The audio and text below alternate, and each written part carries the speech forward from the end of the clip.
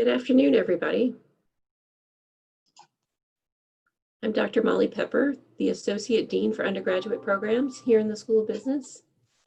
Welcome to Mondays at Noon. This is our weekly forum where we gather as a community to talk about topics that are important to us as a business school. And I'm going to hand it over to our Dean, Dr. Ken Anderson, to introduce our speaker for the week. Thank you, Molly. I hope everybody is doing well on this rainy Spokane day. A couple reminders before I get to my introduction. Be sure that your device is muted. We are recording this and it will be available on the School of Business YouTube channel later tomorrow. Want to make sure that if you have questions, you submit them via the chat function. And we're looking forward to a very, very good conversation over the next few minutes. We always begin with a reflection. And the reflection that we're going to go with today is from a speech by Bobby Kennedy in 1966 at the University of South Africa. And it's often referred to as the Ripple of Hope speech, and that will become apparent here in a moment. So here's a passage from that talk. It is from numberless diverse acts of courage and belief that human history is shaped each time a person stands up for an ideal or acts to improve the lot of others or strikes out against injustice. He or she sends forth a tiny ripple of hope, and crossing each other from a million different centers of energy and daring, those ripples build a current that can sweep down the mightiest wall of oppression and resistance.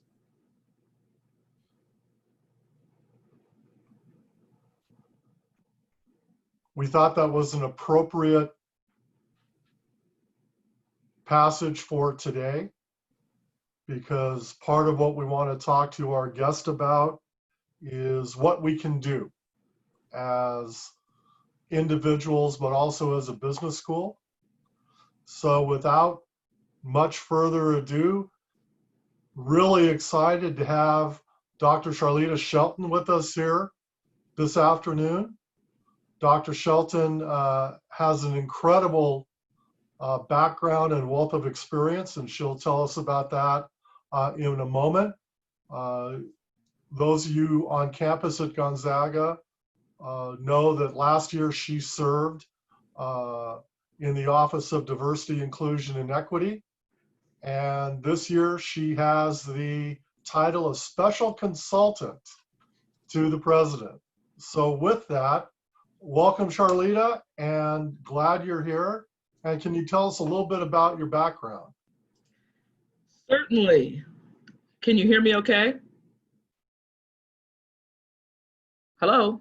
Yes. Okay, good. I want to make sure, because I'm seeing, are we able to see everyone's pictures as opposed to the Zoom? Because I'm looking at Gonzaga University Zoom. It'd be nice to see our audience if that's possible, Ken.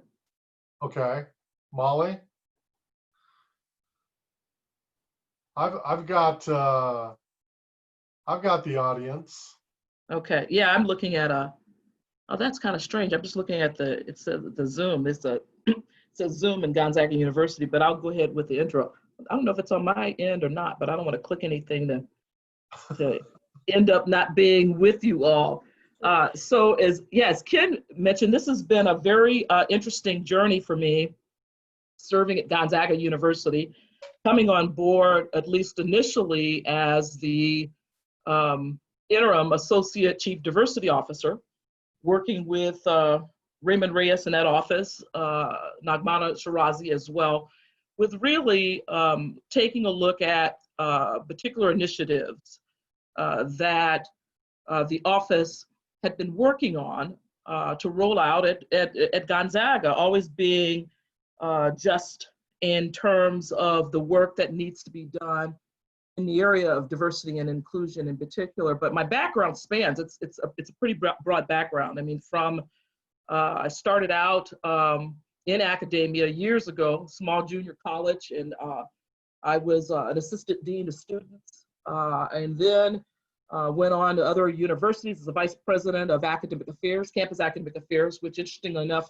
involved compliance and regulations, because the work that I'm doing now with the Pandemic Task Force is really about that in a great sense in terms of our regulatory environment and compliance around COVID-19, and of course in our case and many other institutions' cases, the return to campus instruction. I have served president to 2 universities, one being a graduate institution, only providing master's and doctorate degrees, both online and on ground, primarily in the area of social and behavioral sciences, psychology. And then also another institution that was primarily graduate driven, again in psychology, clinical psychology, along with mental health counseling, but then other programs. We expanded even to a pretty robust business program, undergrad, and then also graduate, again, along with other programs. And then I was interesting little assignment, which was a consultant gig as a consultant to a nursing college. So I was executive director for a nursing college. And so in that, all of my roles, diversity, equity, inclusion has been threaded in those roles, because I did serve as a diversity officer for a very, very large institution. And so it seems to me in my career, and this spans over 30 years, that it always goes back to some aspect of thinking about racial injustice in this country, systemic racism, structural inequality, and those various topics, and combating those with development, training and development, recruitment and retention, ensuring that folks are have that intercultural competency, to be able to work with each other and that sort of thing. So anyway, that's my long-winded intro. Well, thank you for that. Can you talk in a little bit more detail about your experiences last year at Gonzaga and the types of things you worked on out of Raymond's office? Sure, absolutely. And a few of you would be familiar with that as you have worked alongside with us. But when I was tapped, if you will, to serve in the capacity, I served under contract, and it's with a group called the Registry. You all would be familiar with the Registry in the sense of, I know Beth Martin served as an interim, I believe, vice president of academic affairs at the time, as opposed to the provost role. Recently, Manuel Gomez comes from the Registry, and actually today was his last day, serving as interim vice provost for student affairs. But it was this group that worked with Gonzaga as they had before in the past, and they really needed, Raymond in that office really needed support in terms of rolling out initiatives. And so the contract read, if you will, that we would look at 3 primary areas, and not in any particular order, but how are we first able to involve Gonzaga's community from a faculty and administrator and staff standpoint in workforce development. So that would be essentially training, although I think training is an overused word. I like to say, really use the engagement of development in that area. How do we develop in those areas? And so Gonzaga had been accustomed to holding many listening sessions to very small group types of meetings with, with the groups I just mentioned, but never able to really roll out a development opportunity to everyone. And so it was my role to make a determination as to what would make sense in a development opportunity that faculty would have a great appreciation for, but then also staff would as well, aside from administrators. And so we were able to do so, and most of you, or at least a number of you, be familiar with Diversity EDU. That is the product that we chose to be able to provide to our constituencies. It includes this notion and idea of how do faculty, staff, administrators become more interculturally competent. And so the topics, 3 modules, probably take you about an hour per module to to get through, all online. And so tackling subjects like implicit bias, microaggressions, white privilege, white fragility, and just the notion of really what does it mean to be a diverse person of some sort. So we rolled that out actually back in February. And now it's become so important that our president, President McCulloh, would like this product rolled out, because we only rolled it out to 250 individuals. It's kind of a pilot test, if you will. We have gotten probably 30 or 40% participation from the 250, but it will be soon available to everyone. But it was a way of at least being able to expose individuals to these particular topics, to become a little bit more having sensitivity in terms of matters, especially of difference. And again, whether we're talking about race or ethnicity, religion, sexual orientation, so on and so forth. We have the curriculum. We actually purchased the curriculum for Diversity EDU, and so we will be able to actually have, when we're not in the doom and gloom of COVID-19, be able to even instruct face-to-face, if we like, with those various topics that I mentioned. So that was one area. The second area of focus was, and still is, I should say, the recruitment and retention of historically underrepresented, culturally diverse faculty and staff. But beginning with faculty, how do we ensure this level of richness and diversity among our faculty? And so it began with the Faculty Policies and Procedures Guide, taking a look at that guide, whether or not that guide had any, not biases necessarily, but did it speak to diversity? Does Gonzaga want diversity? And so in that guide really helps search committees to understand a protocol, if you will, for recruitment. Before doing that, I thought it would be prudent, Ken of course knows this, and certainly Molly, to meet with the deans, all of the deans, associate deans and assistant deans that I could meet with, to get an idea in their mind of how they envision that level of recruitment and how to best approach a policy guide that kind of speaks to it, but not really. And so was very successful in a sense that all the deans were gracious in terms of their time spent with me, with our office, to make a determination, again, of what makes sense in recruitment practices around historic. And that becomes important, just to mention something you may already know, but I never take, I try never to make assumptions about things, but you were at Gonzaga's at about 26, 27% diverse, if you will, among students. So it's really important that our faculty and our staff are reflective of our students. And we're really only about 10 to 11% diverse when we talk about our administrators to our faculty and to our staff. So increasing those numbers so that we have a bit of a balance in terms of differences, right? At the folks who are changes the lives, if you will, of our students, or at least helps to support them throughout their journey. And then the third area we wanted to focus on was the Diversity Council. The Diversity Council has been around for a few years, created actually by Thane, I want to say probably at least 3 or 4 years ago, the initial thought of having a council. The council includes 8 faculty members, 8 students, and 8 staff members, all for the purpose of really these individuals are the eyes and ears of the institution relative to any needs, support in the area of diversity and inclusion. But it was important to form, and we kind of reformed this group so that they could be really the host of helping to create a diversity strategic plan, which they have just begun working on since our reformation of the council. And so to ensure that this group could stay on track and actually help to create such a guide. Diversity mission statement, a diversity initiatives. We have many things on our website that talk around that, and other groups, that is involved in that, whether it's Multicultural Center to DICE, parts of DICE, so on and so forth.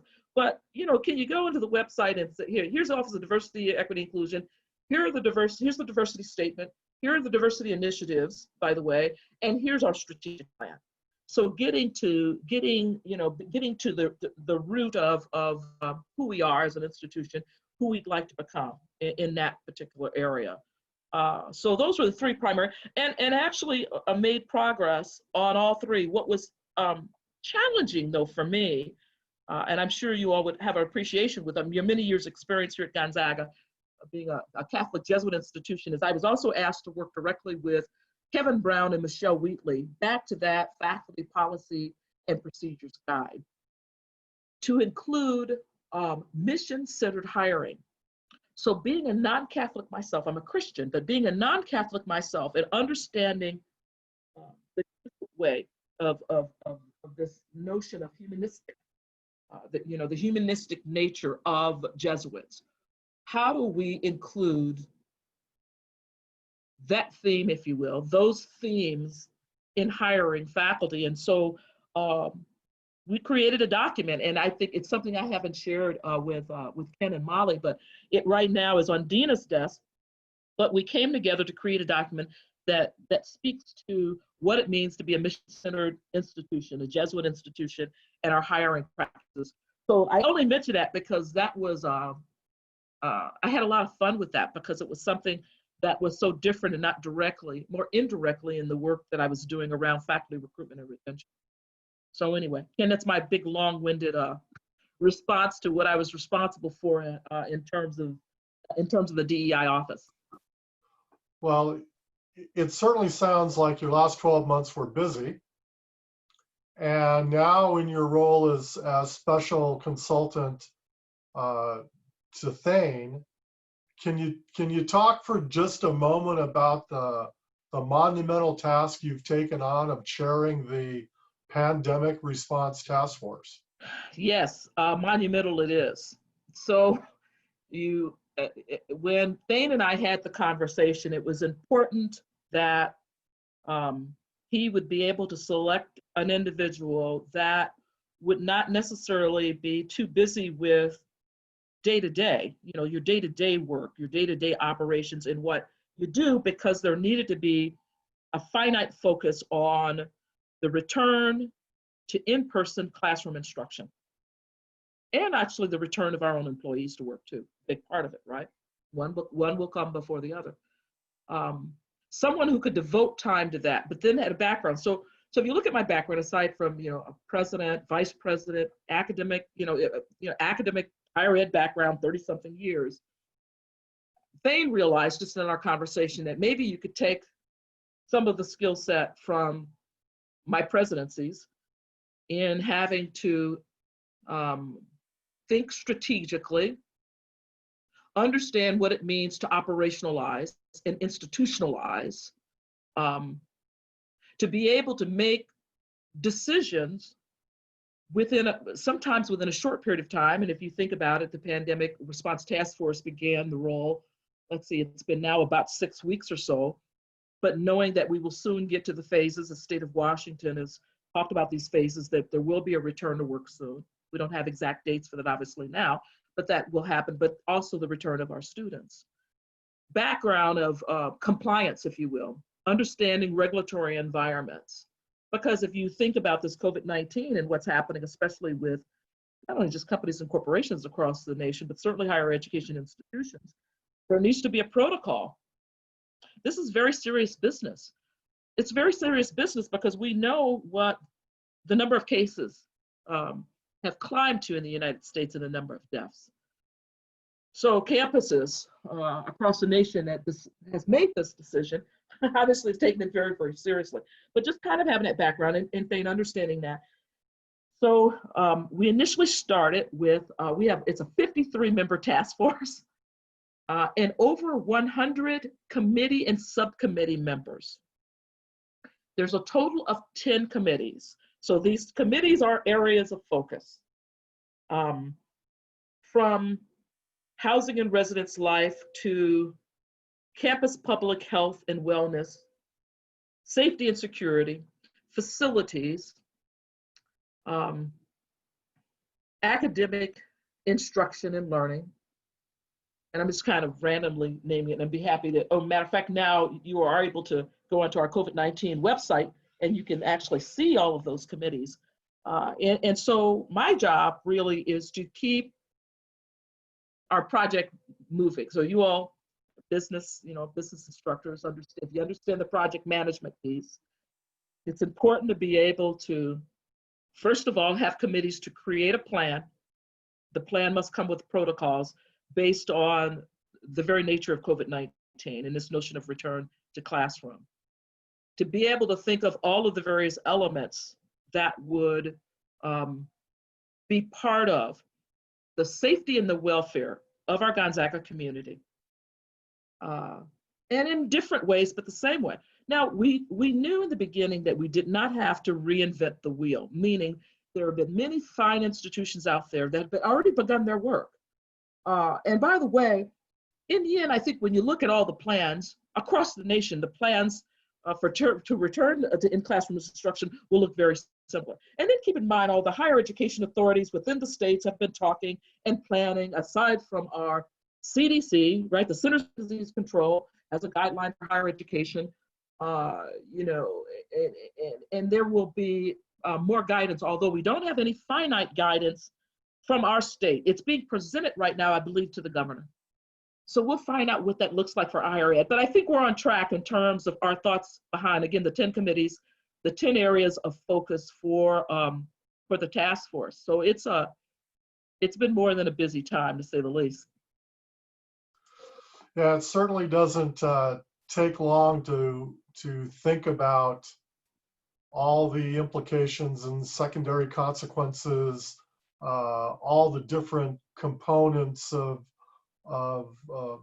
operating the organization or business that we operate, right? From the social distancing point of view, the PPE point of view, it gets very complex very quickly. So I'm glad you're in charge of that and keeping it moving along. Let's talk for a while, though, about last year's responsibilities and diversity and inclusion, and the focus, however late to the game it would be, on racism in our society. And in general, Charlita, can you talk about how an academic unit, in our case, a business school, what are some things that we should learn, we should do as an opener to this issue? Well, first of all, I would say, Ken and Nat, and thanks for posing the question, and thanks again just for inviting me to spend this time with you with this a very, very important topic. Both topics are very, very important. I spoke to just a week ago, matter of fact, I'm on the board of trustees for the colleges of law at Santa Barbara and Ventura, and they're having open dialogues every week. I love it, they call them teach-ins. So if you remember, those of you who are old enough, in the sit-in movement of the 1960s, if you will, this law school decided to do teach-ins. And so we talked about systemic racism in higher education, interestingly enough. And with that, they wanted to know, as your question, what are the type of things that they can do to just help to lift the landscape, help in solidarity in recognizing all of the concerns that have occurred in our country relative to racial injustice. And so I said the first thing is to become educated. Like I mentioned earlier, we never can make assumptions about anything. And so one may assume that just because that you are a fine Jesuit, Catholic Jesuit institution with humanistic values, that everyone understands diversity and inclusion, that everyone understands it. Well, that's not necessarily true. So first is to educate yourselves and educate, and I say educate, almost educate in a formal sense, as you all are instructors. So I mentioned the diversity EDU and mentioned some of the follow-up types of sessions that we will have around those various topics. So becoming familiar with the landscape in the sense of understanding, having an understanding and being educated about white fragility, about microaggressions, because we can't assume that everyone understands this. I was talking with a very close friend of mine who is a retired Tempe police officer, and she's now doing what's called pre-escalation training out there for various police departments all over Washington, California, and Arizona. And when I talk about that, because I like the idea of pre-escalation, you know, what's been happening relative to police brutality and what just that entire area. And so you focus on pre-escalation, meaning how do we not have these horrible situations where someone dies, murdered? Well, that's fine. But when I mentioned to her that whether or not there are any type of developments with police officers around intercultural competency, she didn't know what it was. So then she began to think about how maybe there could be a great combination of pre-escalation type of training for officers out there, law enforcement, along with intercultural competencies, so that they understand the people that they are encountering, the communities that they are encountering, the differences in those communities. And so, you know, back to the original question, Ken, educating yourselves and understanding all of these various areas of diversity, understanding historically some of the things that have occurred from a structural inequality standpoint. You know, a lot of folks don't know that the offices of diversity and offices of diversity, whether we're talking business and industry or higher education, all came from the 1974 affirmative action. No, it wasn't 74. The exact date. I have to look at the exact date. I want to make sure that I'm quoting my sources correctly. But the affirmative action, that particular act that came out of an act of 1955. And it was, of course, at the University of Michigan, where this all kind of began, if you will, in terms of, you know, in terms of a case for the courts. And so then it was a feeling that, well, my goodness, we do need to understand differences and we need to make sure we're on top. Well, that's how offices of diversity were created in the first place. So even educating, you know, educating yourselves about those things that we did in this country existed where integration really didn't occur. We had what was called Plessy versus Ferguson, was separate but equal, which meant that we would have historically Black colleges and universities separate, but they were equal. We know they weren't equal, but that, you know, so understanding also the historical perspectives, I think, in terms of this idea and notion of race, structural inequality, and some of the injustices that have occurred. So education, long enough on that. And then I would say ensuring that from a curriculum standpoint, when you all are, you know, in charge of that curriculum that's delivered to the student, that we don't have biases in there, in terms that we don't leave, you know, bits of history out, depending on what area of business that we're, you know, that we're talking about, that we're ensuring that you know, that curriculum that's being delivered does not have its own unconscious biases in that, you know, curriculum, whatever, you know, again, whatever it is. And I'm not saying wouldn't necessarily be unconscious biases if you're teaching accounting, but maybe in, like, you know, Molly's area of human resources, that becomes really, really important, right? So really staying on top of your curriculum. And then I would say some of the things that you're already doing, which you've created this platform, at least I know Molly's part of it, and other faculty, with productive classroom discomfort. Because some of those discomforts come in the form of race relations. So ensuring that you are looking at your recruitment practices, or being inclusive of those who are from marginalized group, historically underrepresented group in your faculty. Are you representative of your students in that area, in your recruitment and your retention practices as well?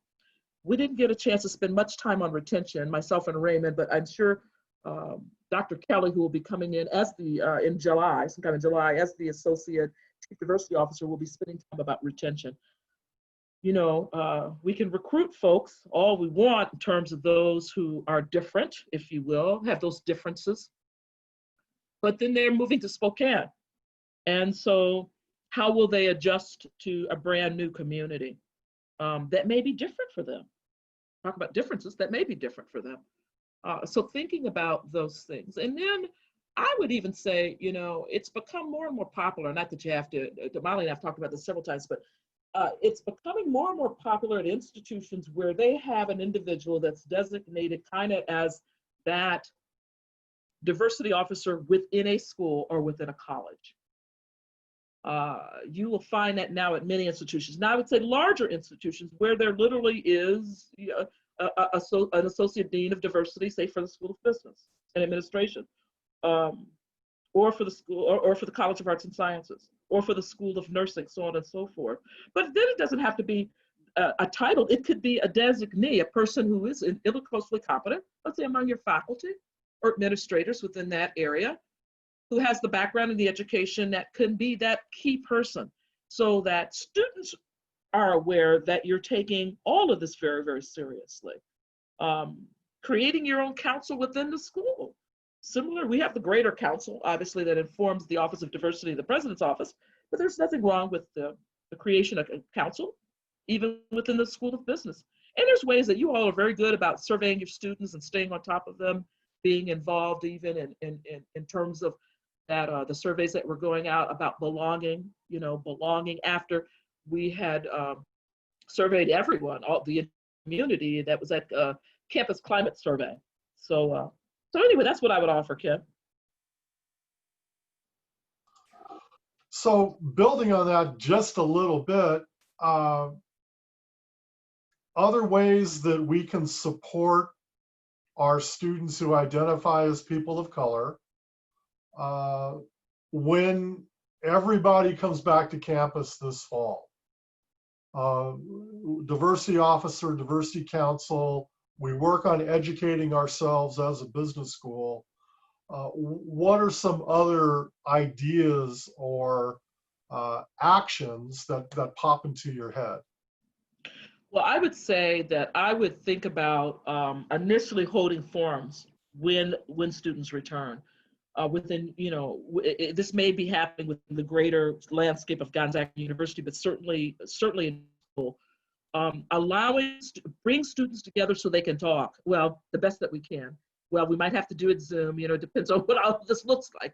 But the best that we can social distance in some of our auditoriums, if you will.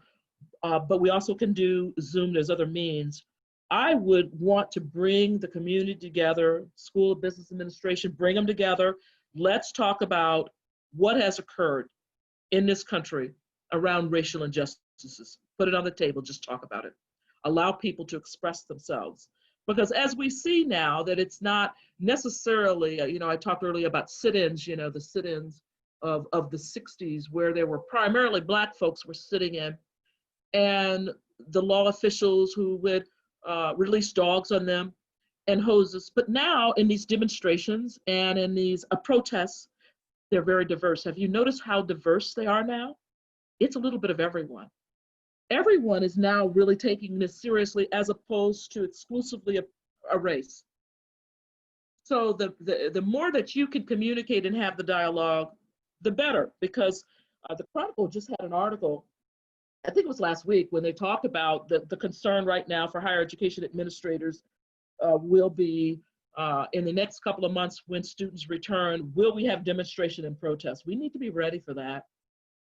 And I'm not saying it would necessarily happen at Gonzaga, but it certainly could.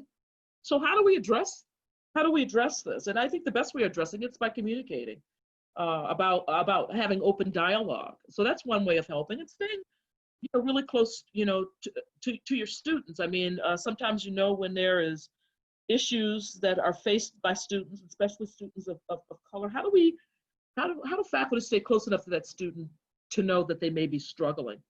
Because with this, aside from they're talking about the incidence of depression, various other mental illnesses that are occurring as a result of COVID-19. We even have had suicides related to this. Well, it's no different from what's happening right now with the murders that have just occurred with Black men in this country. That coupled with COVID-19, that coupled with everything going on, that there are going to be some mental health challenges, I think, that will have and will manifest itself. So not that you all are, mental health professionals, but we do have an office, we do have a means to be able to refer students if there should be concerns. There's a lot of stress, that's happening now. And students returning to campus or new students, they're going to be under that stress. They're still going to be concerned with COVID-19. They're going to be concerned with their families back home. They're going to be concerned with beginning at Gonzaga and wanting to get those great grades and do well.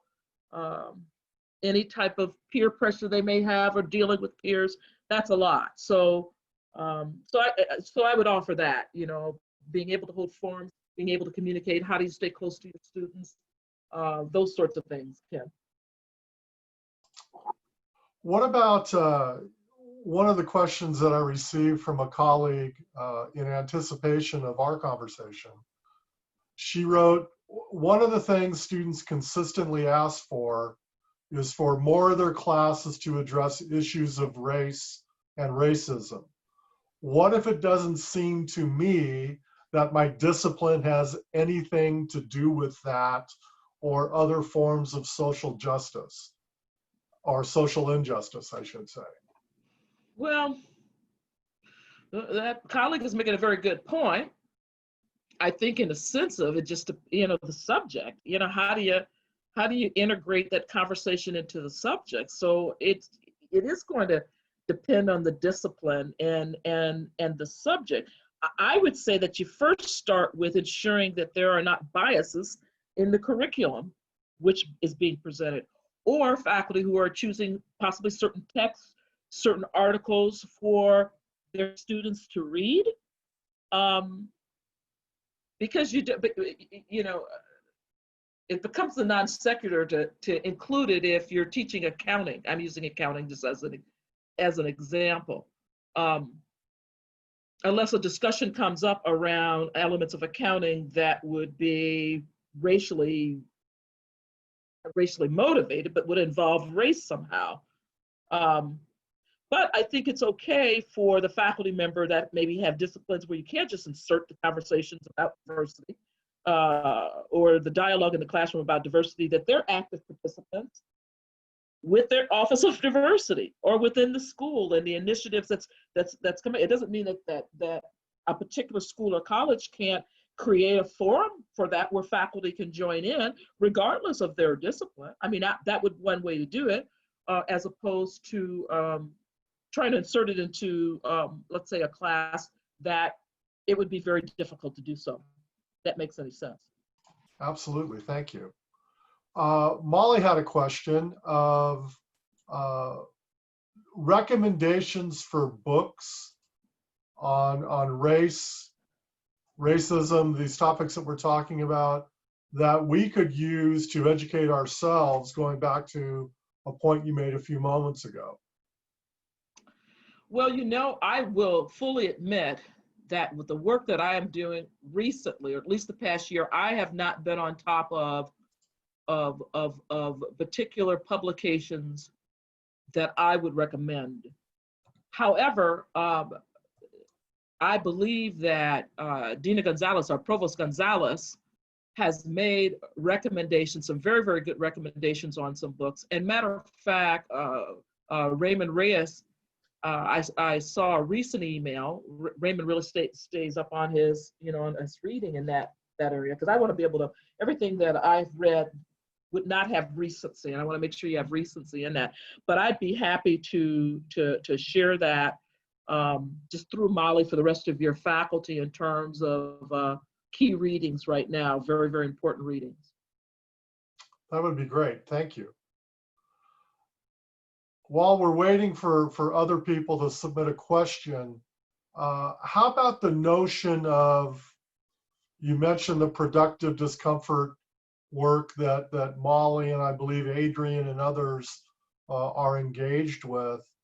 Can you talk a little bit about these conversations and discomfort having those conversations? Well, sure.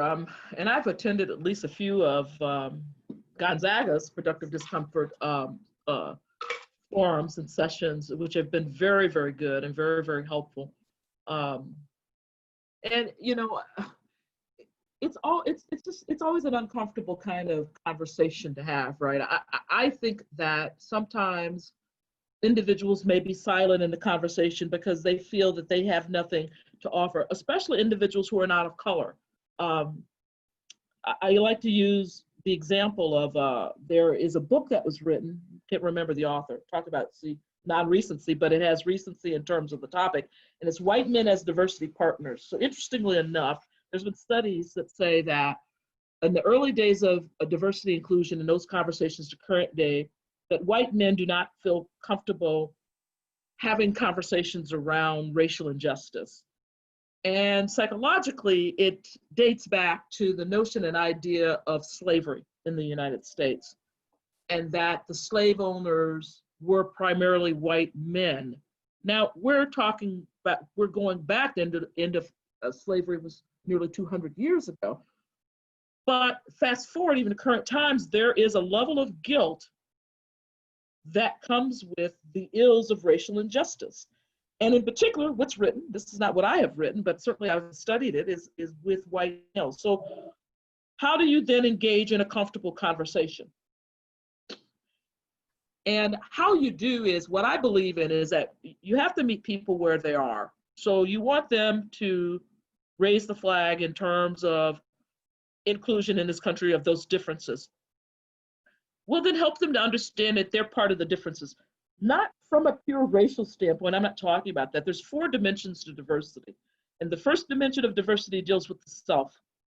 And then you have the other layers. And some of the layers are what's obvious. Obvious is gender. Obvious for the most part would be age. Obvious is race. But then you go beyond that.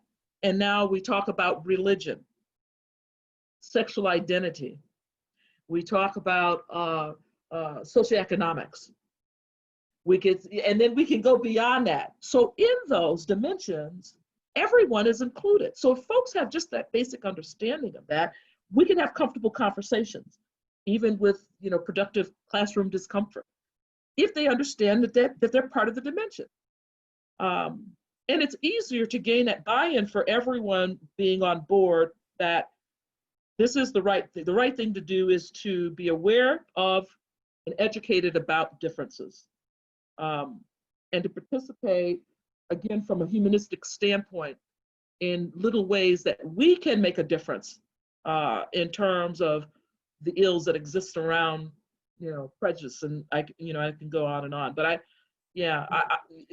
it is uncomfortable. But I think if folks can meet each other, meet each other in the middle and having an understanding of where we all have come from, it makes the conversation a little easier.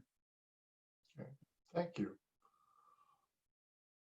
Barriers that you have seen that get in the way, maybe in your past experiences, maybe over your time at Gonzaga, but particularly from my perspective as one of the leaders of the business school, what type of things do we need to be sensitive to that can get in the way of making progress on these issues? Certainly.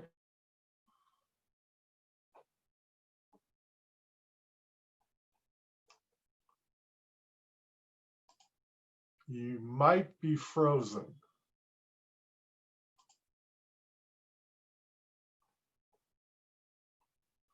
Molly, are you frozen? I don't think I am. Can you hear me? I can hear you. All right, let's give Charlita a moment to come back. Give us a couple seconds here, everybody. We appreciate your patience. There she is. You're back. But you're muted. Oh, and I think we lost. Nope. I'm back. Yes. There you go. Yes, I have to unmute. I can see everyone. Earlier, I had this blank screen. So there you all are. So Ken, you were saying.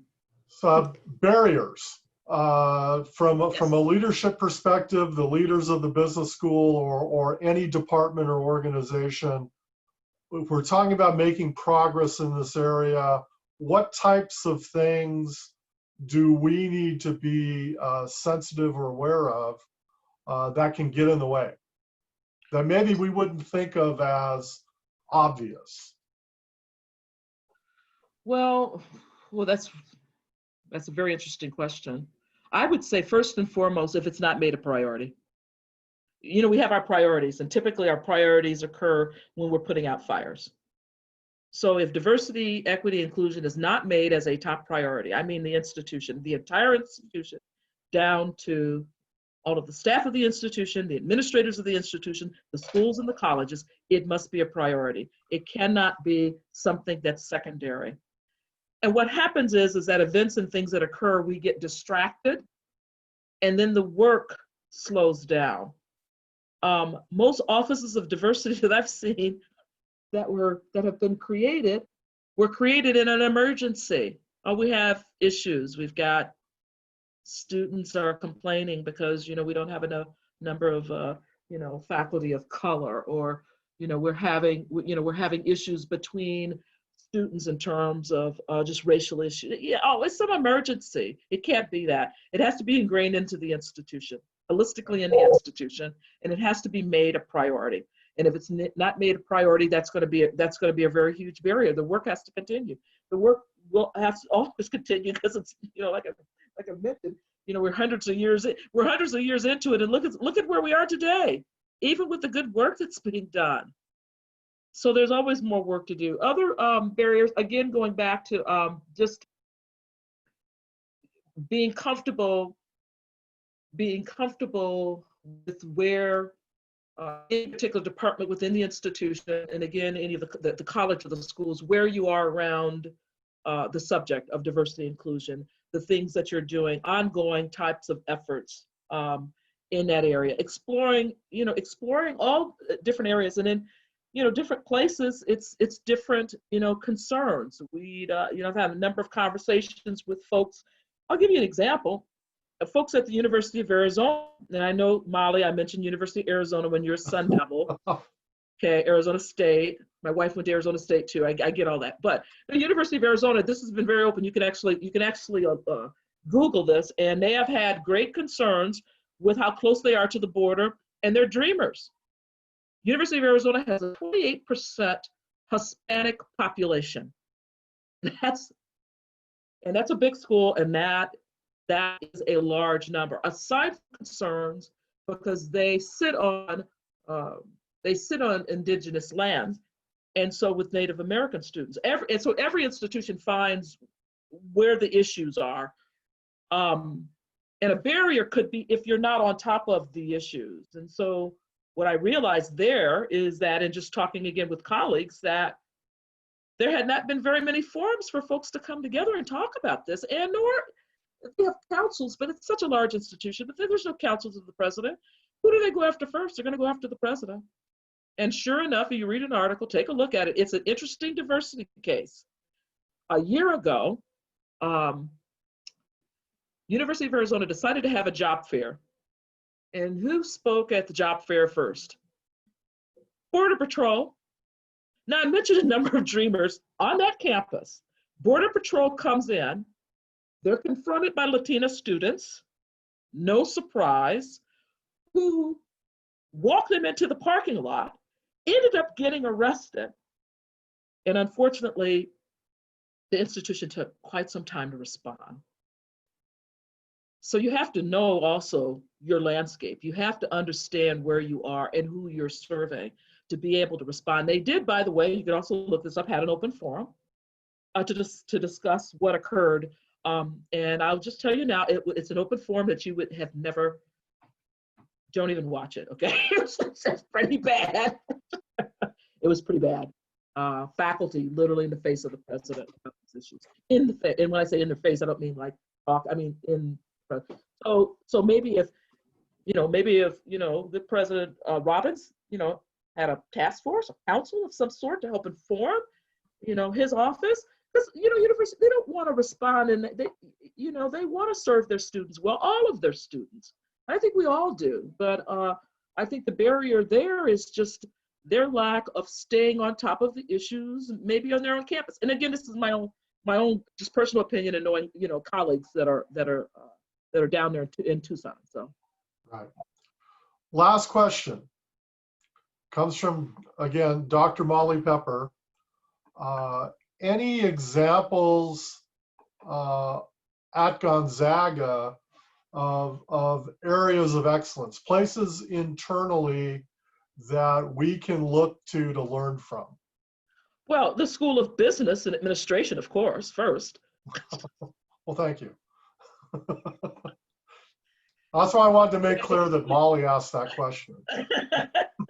I actually mean that, 'cause I have spent time, you all have been very gracious, and I've spent more than a couple of occasions with faculty there, and even spent some time with students. And I've always appreciated that. But excellent. So in and of itself, I would say that when I took a look at this opportunity to consult with Gonzaga through the registry, my first concern was that I had realized that the demographics was in an area that's Spokane, which happens to be, you know, that is, you know, inland. It's the inland Washington as opposed to the Pacific Northwest. It's the inland Northwest with very low diversity numbers in terms of race.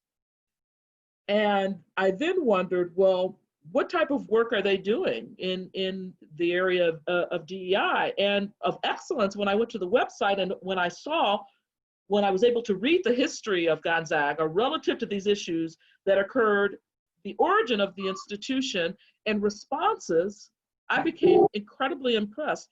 And then I was really impressed that as a small liberal arts college, if you will, not small, I mean, I would say relatively speaking, if I included with state institutions and other, that you actually had an office of diversity.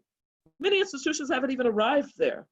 That you had individuals that have been working on all of these issues around inclusion. And for me, that was excellence. It was a no-brainer. It was a no-brainer for me, you know. And then when I met faculty, when I met staff, administrators, incredibly impressed with their level of knowledge, whether it's in their subject area or whether it is their own experience in higher education, their passion, and all around really, really good people. You know, this has been, you know, more than 30-something years in higher education. It has been of my most wonderful experiences to be here at Gonzaga. There's no doubt about it. So you do find excellence in you all, you know, stay on top of that dialogue. I mean, I would say the School of Business in particular, though, your approach, and maybe this is School of Businesses across the nation, School of Business Administration, it just seems that you all make sure that your knowledge is relative to your subject matter, but that's an important thing because you got students graduating who are looking at entering in certain fields. And not that that would not be any different in engineering or nursing and so on and so forth, but there's something about the School of Business that a little bit even more so progressive, I think, in thought. And again, just my perspectives. I see excellence in your mission and ministry. And I know that the mission and ministry exists at all, you know, Catholic institutions for the most part, but I think that's a special piece to help our students, but everyone in the community stay very, very grounded, certainly. So just my thoughts there, Ken. Well, thank you.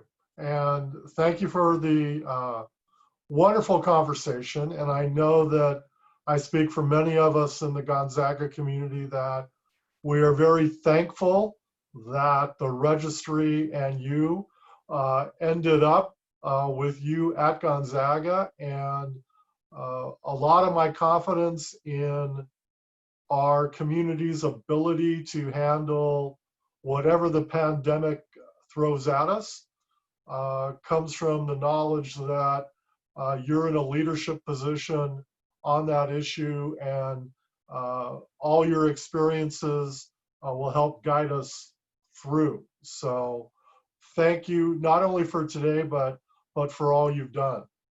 Absolutely. It's been my pleasure to serve, and feel free to reach out to me at any point if you need any support, especially in the areas that we discussed during the past hour. Great. Molly? Yeah.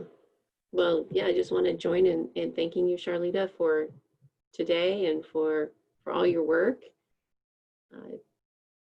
And to all our participants, thanks for attending Monday at noon. I enjoy this so much, this opportunity we have to come together as a community every week and talk about these topics. So please stay in touch, and hopefully we'll see you all next week.